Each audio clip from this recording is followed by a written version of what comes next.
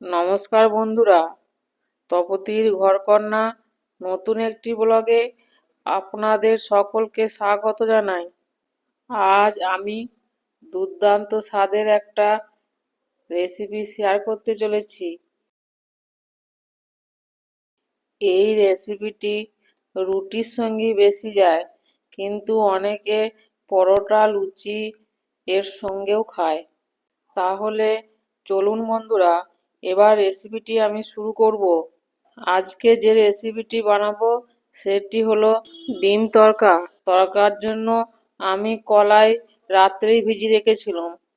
এবার আমি প্রেসার কুকারে জল দিয়ে তড়কার কলাইগুলি দিয়ে দিচ্ছি, দিয়ে আমি 3টি সিটি দিয়ে নেব।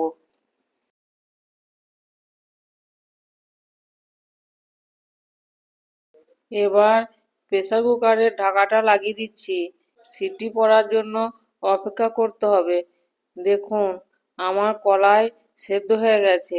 এবার আমি তড়কাটা সম্বুরে নেব। তার জন্য কড়াইয়ে আমি পরিমাণ মতো তেল দিয়েছি, দিয়ে গোটা জিরে ফোড়ন দিচ্ছি। জিরেটা একটু ভাজা ভাজা হলে একটা বড় সাইজের পেঁয়াজ কুচি করে আমি তেলের মধ্যে দিয়ে দিচ্ছি, দিয়ে ভেজে নিচ্ছি। পেঁয়াজটা একটু ভাজা হলে কুচনো রসুন দিয়ে দিচ্ছি, দিয়ে ওইটা একটু নাড়াচাড়া করে ভেজে নিচ্ছি। দিয়ে এবার 1 চামচ আদা কুচি দিচ্ছি, আদাটাকেও একটু নাড়াচাড়া করে ভেজে নিচ্ছি। এখানে আমি পেঁয়াজ, রসুন, আদা সব কুচি করে দিয়েছি, আপনারা চাইলে বেটেও দিতে পারেন। এবার আমি বাকি সব গুঁড়ো মশলাগুলি দিয়ে দেবো। স্বাদ মতো লবণ, হলুদ গুঁড়ো, ধনে জিরে গুঁড়ো, লঙ্কা গুঁড়ো আর কুচনো কাঁচা লঙ্কা, আর একটু সামান্য জল দিয়ে নাড়াচাড়া করে ভালো করে কষিয়ে নিচ্ছি।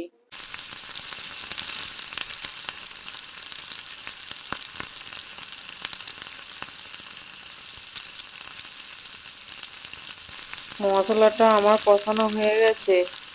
এবার সিদ্ধ করে রাখা তড়কার কলাইগুলি সব মশলার মধ্যে আমি দিয়ে দিচ্ছি, দিয়ে নাড়াচাড়া করে ভালো করে মশলার সঙ্গে মিশিয়ে নিচ্ছি।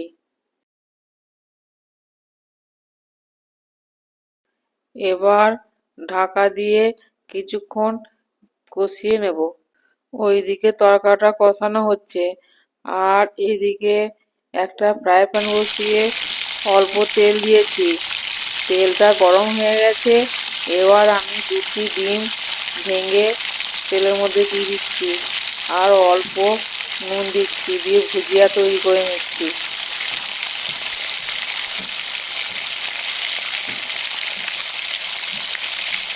ওইদিকে ডিমের ভুজিয়া তৈরি হয়ে গেছে, আর এইদিকে তরকাটাও প্রায় হয়েই গেছে। তরকার মশলা, কুচনো ধনেপাতা দিয়ে একটু নাড়াচাড়া করে নিচ্ছি, কিন্তু তরকাটা একটু শুকনো শুকনো হয়ে গেছে, তাই একটু অল্প জল দিচ্ছি।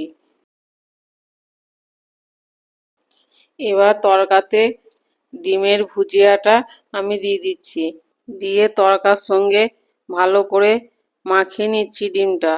আমাদের ডিম তরকা একদম রেডি হয়ে গেছে।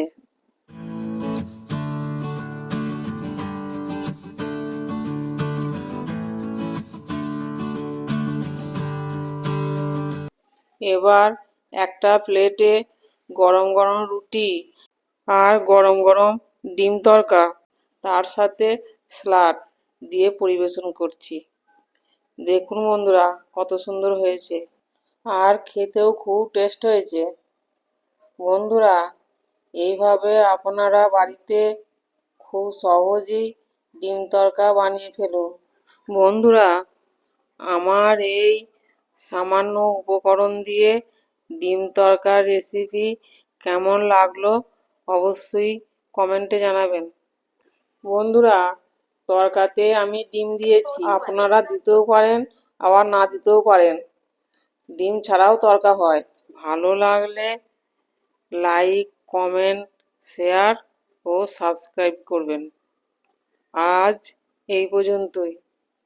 আবার দেখা হবে অন্য কোনো ব্লগে অন্য কোনো রেসিপি নিয়ে। ততক্ষণ সকলে ভালো থাকবেন, সুস্থ থাকবেন। ধন্যবাদ সকলকে ভিডিওটি শেষ পর্যন্ত দেখার জন্য।